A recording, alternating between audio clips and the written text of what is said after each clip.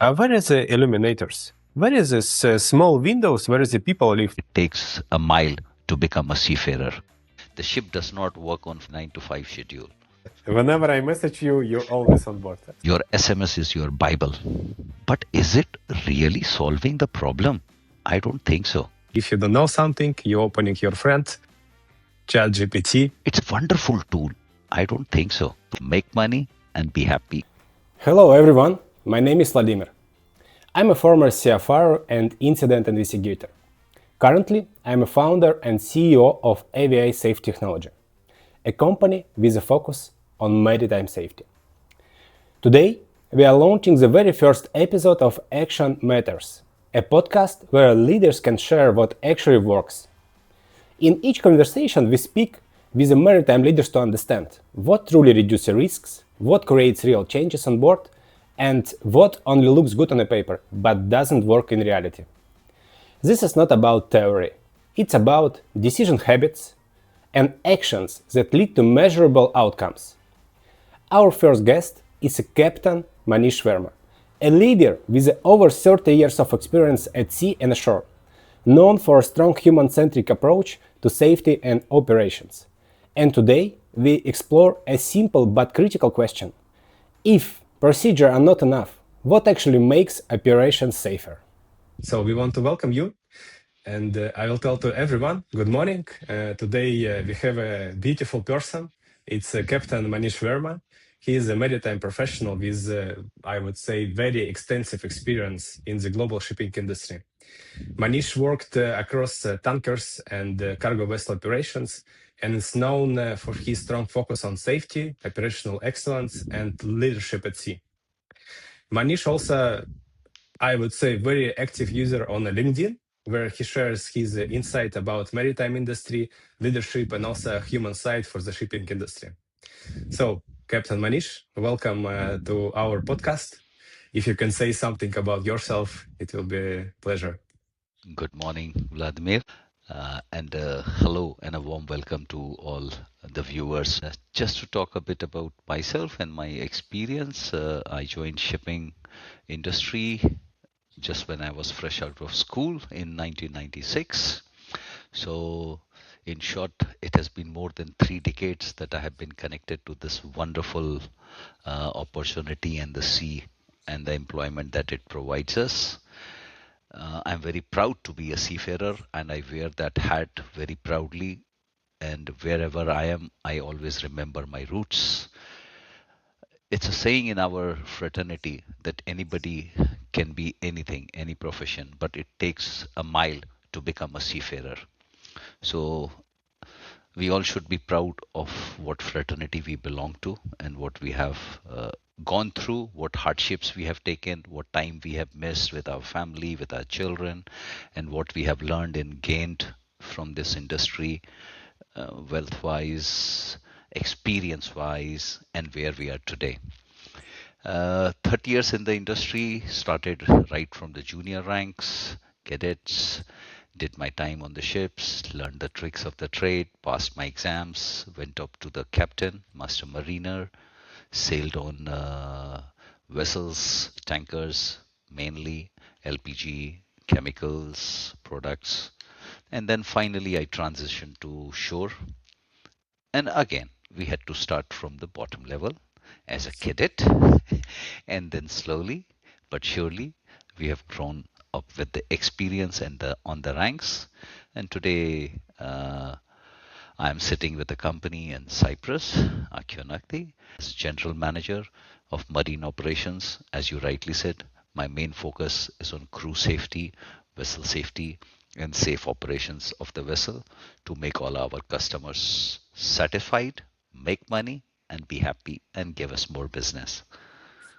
Thank you so much. I really expressed with your experience. So you've been engaged everywhere, and I really expressed with that. That's why I want to welcome you one more time. You actually the first guest on our podcast, so you're going to open the doors.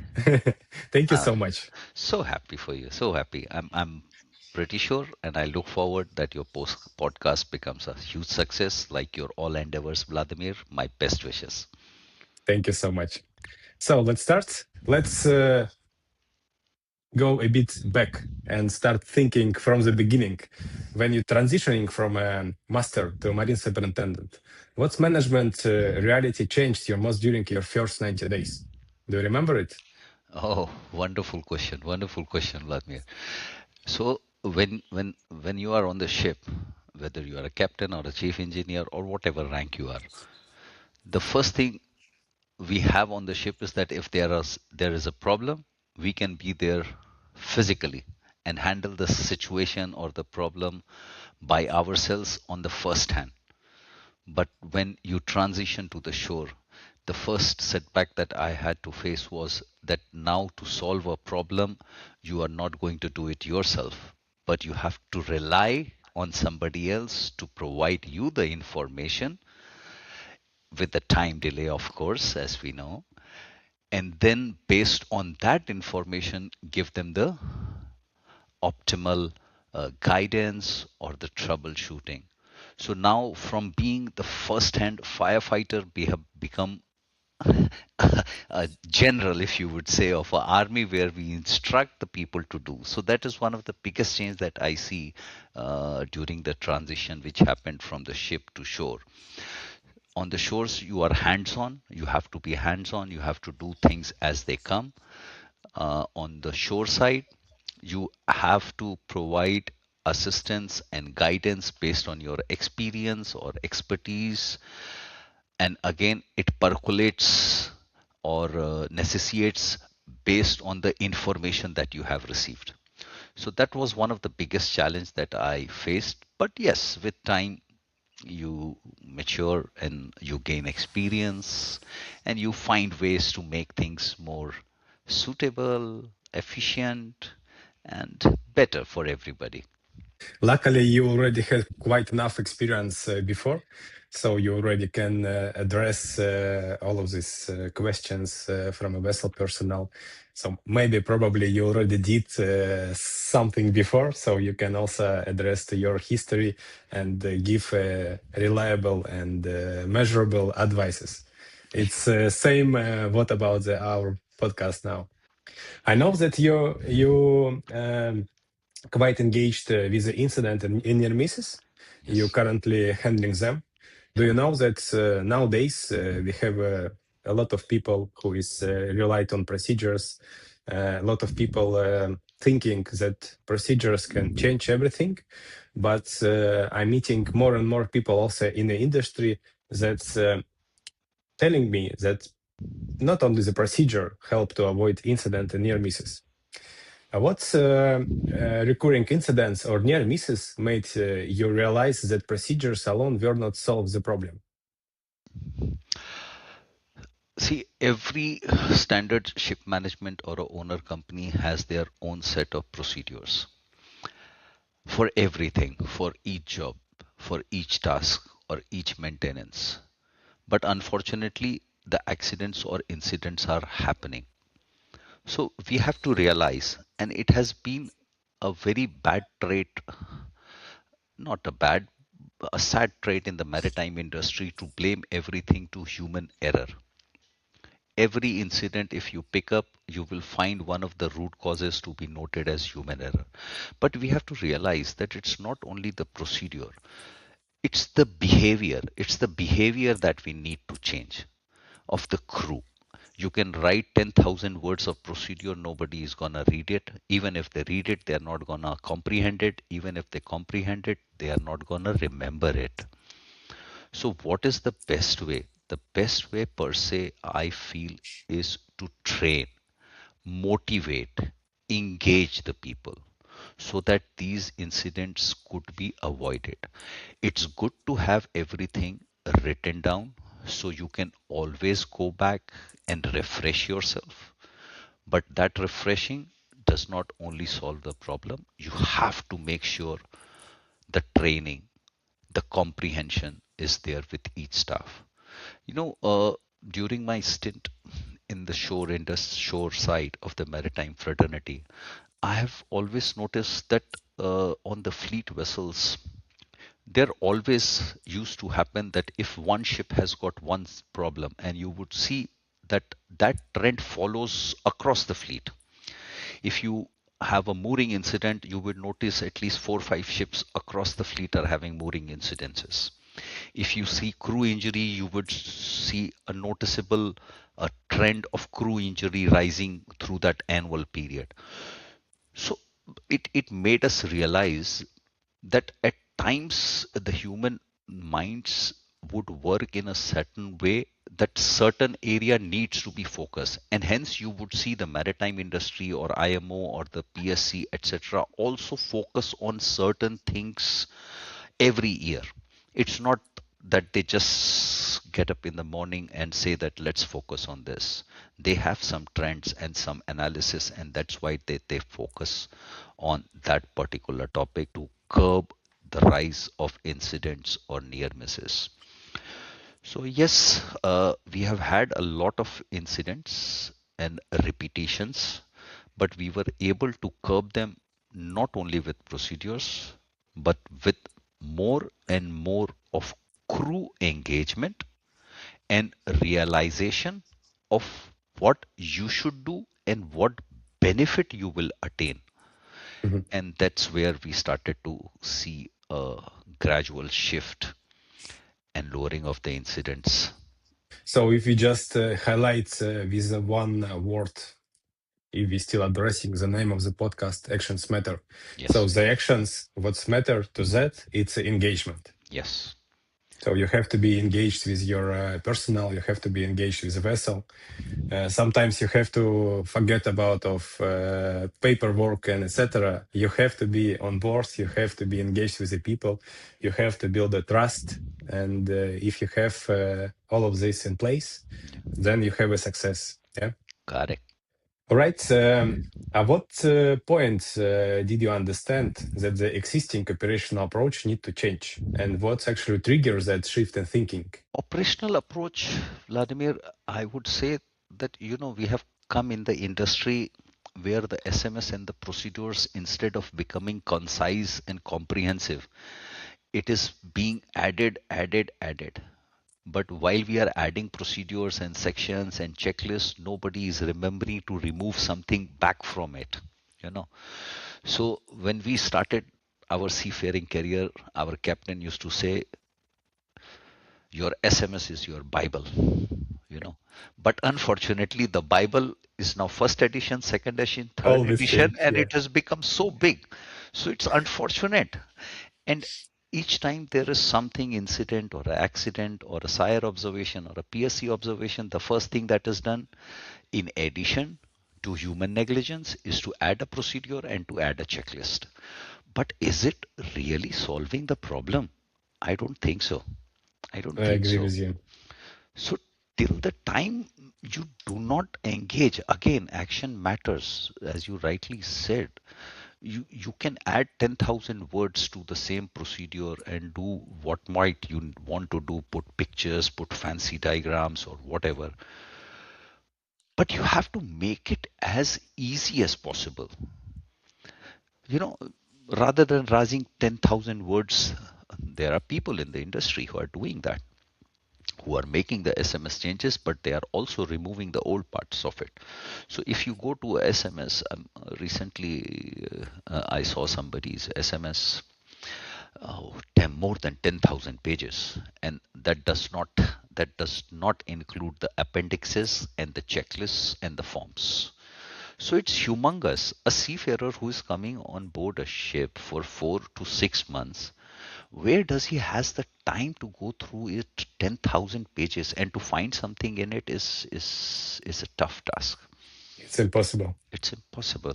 So I think rather than only focusing on the papers and the words, we have to go back to the old school.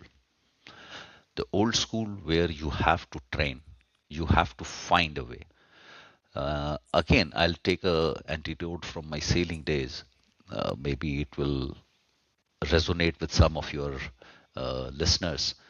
In our time, when we started, when we used to have a question to our seniors, a master or a chief officer, they never used to give us answers. You put us a question, and they will always, their answer would be, go find out. Open the manual, visit the ship part, trace the line, see the diagrams, and find out and tell me. And when you bring the answer to them, They were very happy with you and they would teach you more. But now, unfortunately, everything has become a shortcut. You don't want to get trained hands on. You don't want to learn the tricks. You don't want to learn the line diagrams. I mean, I'm shocked to say, I've seen chief officers to the ranks of the chief officers, people who do not know their lines on the ship. Eh? So, I mean, that is the basic. If you don't know your lines, you don't know your tanker. So, go back to the basics. Go back to treating your ship as your home. You should know each part of it, where and what exists, and how you will best manage it. And then you will rule it. As per my opinion as well, it's the most critical skill every human, let's say human, even if you're not addressing the maritime industry, you have to train yourself in order to find the information. You have to know where you go. Of course, you cannot remember everything by heart, Correct. but at least you have to make a passage plan how you will arrive to the destination and find the answer. And this is the most critical skill of every human. Nowadays, it's become a bit more easy, yeah? So Yeah. if you don't know something, you're opening your friend, ChatGPT or something else, you just speak with him and ask him, like, what do you think? What's your opinion? Where I can find it? I agree. I'm all hands on, all in with the technology and the assist that you can get. But again, you cannot forget your basics. If you do not learn how to do the task by hand, you cannot learn it by reading a book. When you will do it, you will realize that what wrench I need to use, what nuts, bolts, size, thickness, etc. is comes handy, what tools you need to prepare. Before a task is done, we used to have a day for the preparation. What tools will be required, who will do the job, if the time will get extended, who will be the backup. That was the planning which was going on. Now I see the PMS shows that you have to do a job, it's done instantly. So a lot of planning has left the table. So there is no thought process on that. It's good to have something. In our days, I would have loved to have something like ChatGPT or internet where you could have somebody to assist you. It's a wonderful tool, but again, it's a tool. We should not forget that it's not your method or your procedure or the things that you should follow.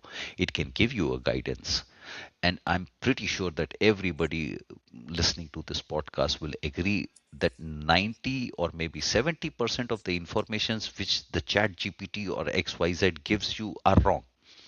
A lot of people have told me that some answers which we receive from ChatGPT are not correct. They are not consistent. There is a lot of error in that information. Yeah. So we have to account for that. Use it as a tool. And verify it. Where would you verify it? You have manuals, you have procedures. Again, going back to a lot of things I say about from my sailing days, don't mind it. But one of my captains used to say that, Manish, if you have to find the information about anything, you will find it in the publications that has been put on your ships. Your sailing direction, such beautifully written books which gives not only information of the ports, etc., but everything is there. But do we give time to read that? No. Or to comprehend it? No. So we have to make a clear distinction between what is the tool, what is the essence, and what needs to be followed. And I think then we have a win-win situation. Yeah, exactly. Agree with you. I also sailed in the time, not like in your time, I sailed a bit later, but I also still catch this time where you're going to captain or chief mate to ask something, Yeah. and they always send you just go and find. Yeah, because it's a critical skill. You need to know how to find.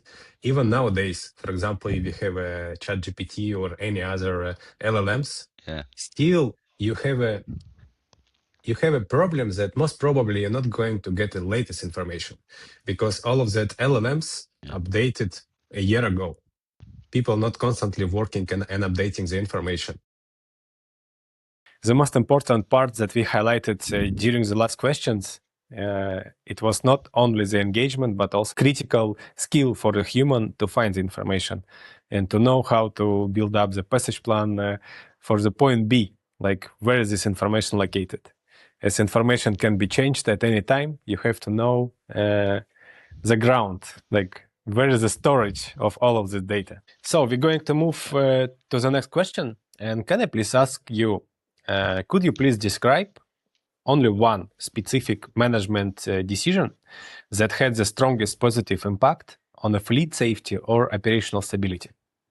The one of the most important, impactful decision that we had made in the company was to connect more with the ship staff. The more connection you have with the ship staff, the more they trust you, the more they are willing to share with you, and more free flow of information, exchange of ideas, and thought process begins to flow. And that was a wonderful thing that happened. So we started with once a phone call. We used to make sure that once a week we will connect with the ship's team, and at least once a month, whenever they are doing a safety meeting, just to join in with the video chat and just to say hello and to ask if there is anything. And that really changed the perspective of the ship's crew.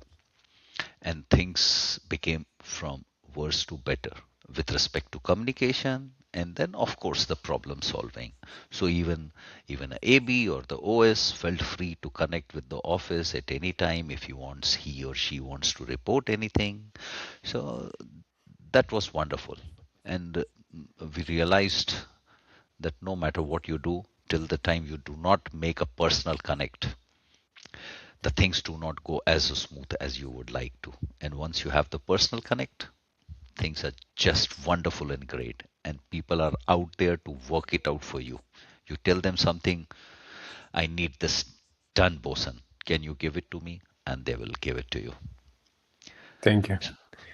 So we're gonna put everywhere around of our videos one word, yeah, today. Engagement, engagement, engagement, engagement, yeah? Make them your family. Make them your Yeah, family member, and the crew will give their life for you. yeah, yeah. I also agree with you that engagement is quite important. I also, when I moved from a vessel position, I moved to the shore position. You know, I still missed a bit Siemens life. Yeah. It was nice to be on board. It was nice to be with the people. It was always nice to meet sunrises, to say bye to sun in the evening, to see sunset. So it was really a nice life, and I missed a lot on the beginning. And that's why I also decided first that I need to be engaged. Especially, I felt a bit that I'm. So I've been a junior, yeah, in the office. I changed totally my life from a vessel to shore position. That's why I decided that I have to build up the connections with my captains. Most probably they will help me, and in a one day, when I understand everything, I will help out to them. So Yeah. engagement is really important, and yeah, if you're starting, if you continue, it's always important. If you're engaged with the people, you're going to have success. I always say, Vladimir, if I would add to that one, is three C's. You know, connect, care, communicate.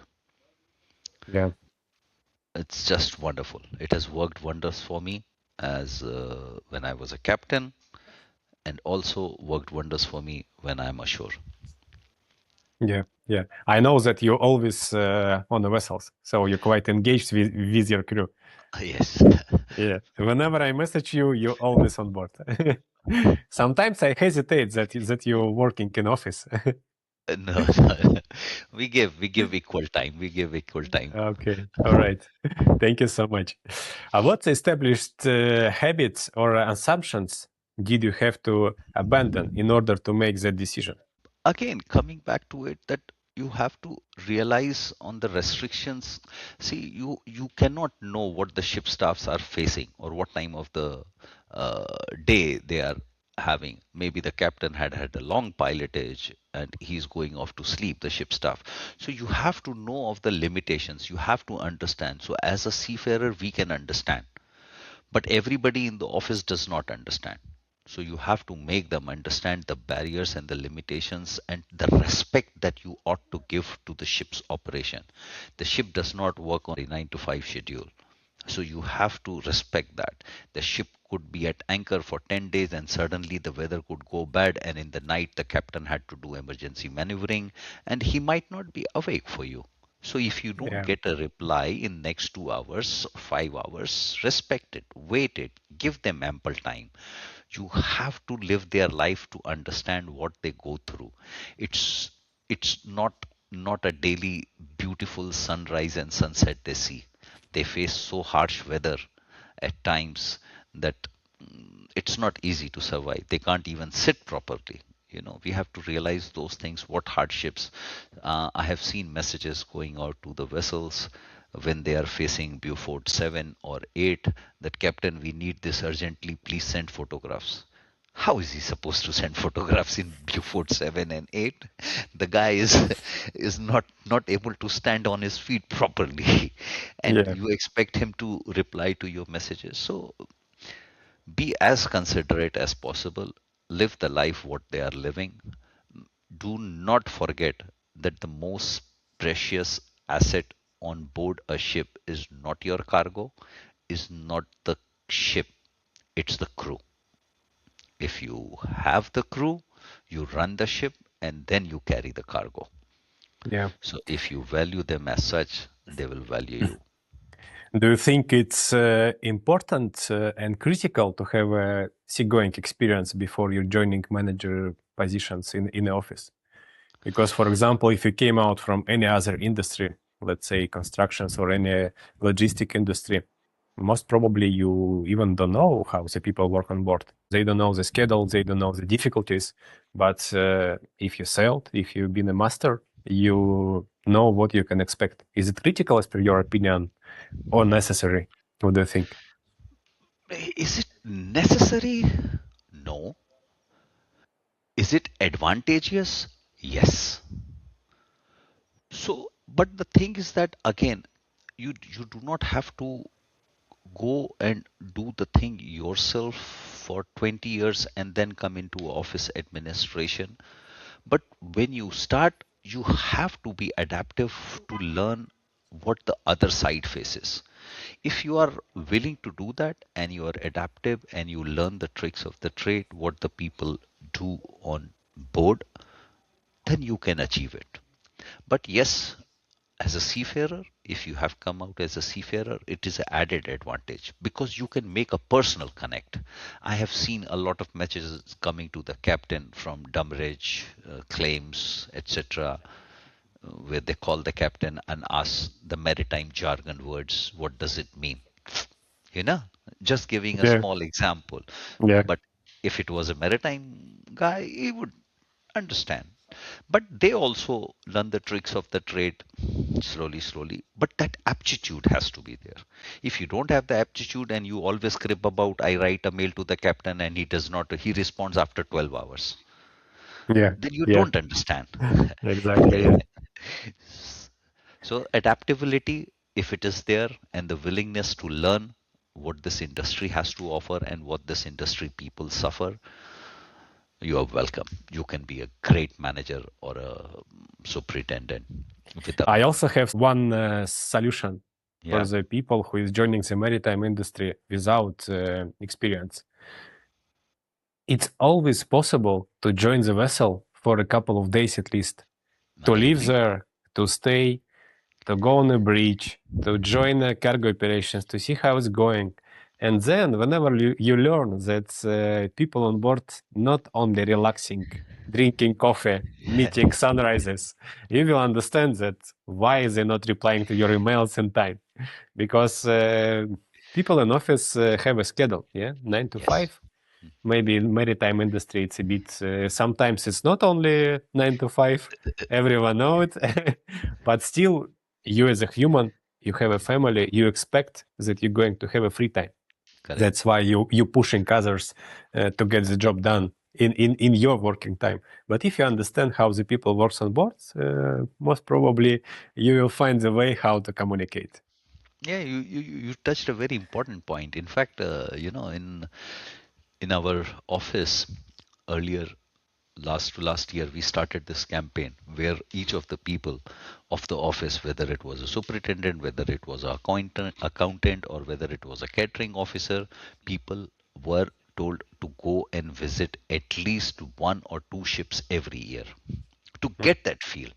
When they see the ships in the port, they think, unfortunately, everybody has got that weird idea that all the ships, whether it's a tanker or a cargo ship, they are living a passenger ship life, you know, for a living. They don't understand what it is. So when they are in port, it's not that they have made fast the ship and they are going ashore for a vacation or stuff. They have Yeah. 10,000 more things to do. As compared to sea, when the ship arrives in the port, they are more busy and the schedule is more hectic. And we all know what all inspections we are facing these days. So the work has increased. Yes, Yeah, of very course. rightly said, Vladimir. Very right. It's difficult, of course, without experience to understand. I also remember my first day when I joined my first vessel. Before, it's happened that I worked on a chemical tanker, but before that, I had experience with sailing on a sailing training ship. It's a huge sailing vessel. So when I remember I arrived to USA, to Houston, and I came into the terminal. It was a lot of pipes, a lot of smell, and I'm looking for my first vessel, and it's a huge, almost 200-meter vessels, and I'm thinking, where is the illuminators? Where is this small windows? Where is the people live? Like in front. Uh, And I'm trying to understand, like, how? Where is my cabin? And then I even didn't know, like, there is a tanks and it's cargo here, but accommodation, it's this vertical huge constructions. So it's of course, if you never engage, you never know. Yeah, the reality is quite different from the expectations. So you exactly. have Yeah. to visit the reality to know. Yeah, I agree. definitely. Yeah. How do you actually distinguish between real change in the fleet and compliance that exist only for reporting and audits? For compliance, see, you are correct that only the reports, etc., can show you the metrics that how the compliance is going. But actually, that is getting compliant or not, it's a different ball game altogether. So for that, again, we will go back to the basics that till the time you do not make your crew and your office staff aware why it is required or what is the implications of not complying with it and what benefit it does for the ship staff or the ship, for the owners, for the company per se, the correct compliance will never come. You can say whatever you want to achieve and you can push people to do it and comply, but with the proper understanding, the things will be completely different and you will have a different scenario. People have to believe in something, that why they are being told to do what they are being instructed to. And if they believe in that and if they see what the goal will bring them to, it will be a completely different story. uh, we have had many cases such, where we used to run a campaign. When you run a campaign, just out of the blue, you send a mail to 50 ships of your fleet that, okay, we are starting this campaign, do this, do this, do this, do this, finish. And the captain sees the email and the ship sees the email and they say, ha, one more, you know. But let's put it another way. You tell the people that, okay, for the last 3 months, we have seen this incident, we had this incident, we suffered this much loss or crew injury. And then they realize that, okay, there is some preface to this story and why we are being told to. So when he presents this, the ship's team also understands it and then they take care of that. So understanding and making them believe in the goal is very important. Okay, yeah, I understand. So basically, you have to give a not just orders. You have to Yes, give a explanation. You have to give a history to people, like why we have to do it. correct. And then it's still becoming to engagement. Yeah, it's Make still them some. understand. Three Yeah, C's. I think it's just a part before engagement that give a history, like why. Yeah. Yeah, Make them exactly. engage. Make them engage. You cannot have a action till the time you do not have a proper understanding. And the proper understanding will lead to a belief in the system. Yeah. And when you have the belief, okay, this is the belief, this is what I'm going to achieve, and then you are motivated. So everything gets interconnected and interlocked. That's why a lot of companies I see, a lot of companies I visit and I meet my friends, I always see the values, what the values are they are taking. And one value that I see consistent among all the ship management companies is care. Mm. So everybody is shifting focus to that human element. I mean, for that matter, Sire 2.0, what they have done, Yeah, they have recognized the human element. Just by saying human error, human error, you are not solving the problem. exactly. So you have to provide for it. You have to supply for it. You have to take care of it. I personally don't believe that the human error actually the root cause of 95% of incidents. I agree. If you're doing the real investigation, if you put a lot of efforts in order to understand like really why it's happened, you always will ended up a bit more deeper than human error. It's easy to blame someone. It's easy, and yeah, if you pretend to have a shortcut, most probably you always ended up with a human error. But if you really want to change something, you have to go a bit more down. Yeah. Yeah. Thank you I so much. agree. Very nicely said. In fact, I wrote an article on this on LinkedIn. Okay, if your viewers want, they can go and check on that. That why it's a fallacy that 90%, 95% of the accidents are due to human error. It is not. The human errors is not the main cause. We have to understand it is a behavior. Safety is not a procedure. It is a culture. It is a behavior.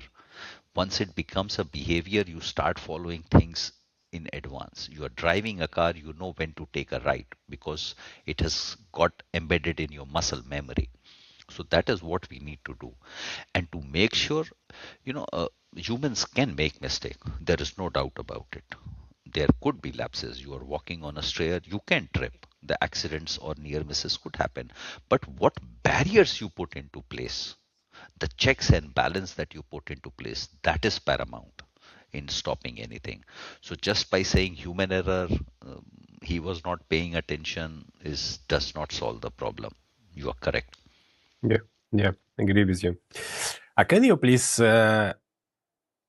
indicate 2 or 3 indicators do you personally trust most when assessing marine operational performance? Again, comes back to clear and concise communication.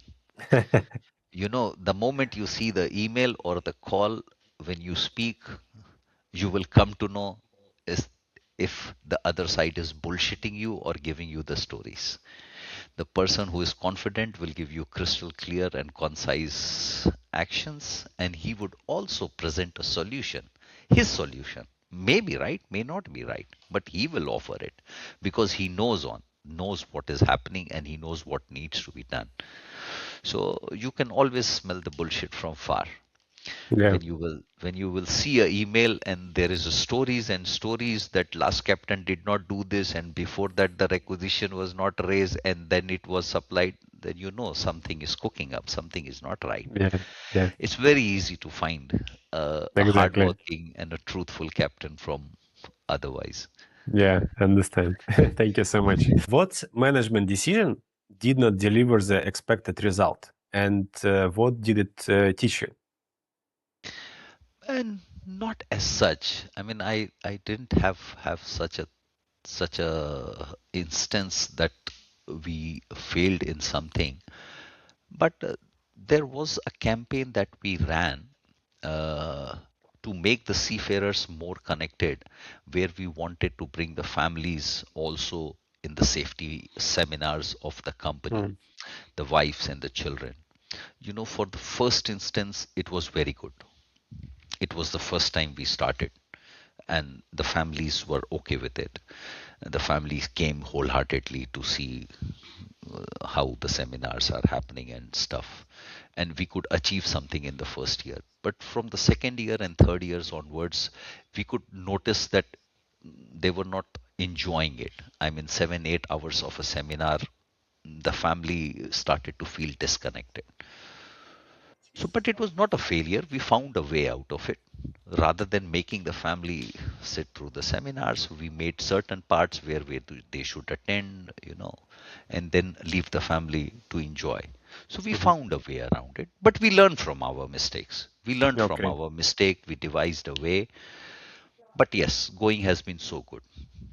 understand. Thank you so much. So I have a last question to you. Yeah. I think it's most important question in all of this podcast. If you had to reduce marine safety management to 2 or 3 core actions that generally low risk today, what will be they? Okay. First, train, monitor, and correct when required. Thank you so much. 3 important actions. Yes. You cannot have a correct task being done till you have not trained, and you are not keeping your checks and balances till the time you do not monitor. And if you monitor, you will know where to stop anything from going wrong when you correct them. So I think these are the three key, and that should be the actionable points to make sure that your crew is safe. They have to return back home as they boarded your ship, with Yeah. same number of fingers, the same number of eyes, the same number of limbs, everything. Yeah, I agree with you. Thank you so much, Manish. It was really nice to speak to you, and I'm sure that our listeners will enjoy your answers. And I also hope that they will learn something. And if anyone have some additional questions, you know the page of Captain Manish Verma, so feel free to write him. I know Manish quite well. He's a really nice guy, and he will always help out the juniors and also to professionals who want to improve something. Yeah, thank you so much.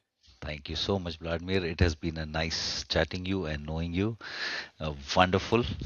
And thanks to all your listeners. And I hope all the success to your podcast. Thank you so much. Thank you. Cheers. Bye. Thank you.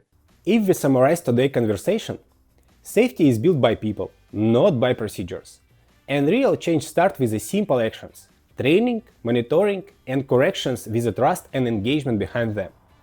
If this conversation resonated with you, feel free to subscribe to the channel.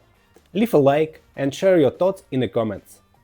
This episode is just the beginning. In Action Matters, we will continue to explore what truly reduces risks and what actually works in real operations.